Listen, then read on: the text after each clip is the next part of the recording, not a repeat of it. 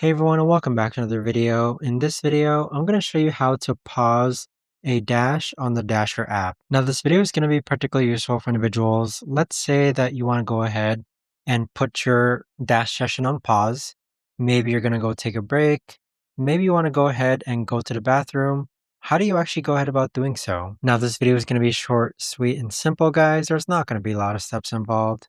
Now, in order to do this, what you're first going to do is click on the gear icon on the top left-hand corner. Then on the top-hand side, you're going to see a pause orders button. So once you click on the pause, you can see that you won't get any offers while you're paused, and you can pause for about 35 minutes. Now, if you do pause for more than 35 minutes, your dash will end. But that right there, guys, is the best and easiest way that I know of to actually go ahead and pause orders on the Dasher app. If you guys know of a better or easier way to actually do this, let me know in the comments down below. I would love to know. Thanks so much for watching everyone, and I'll see you guys all in the next video.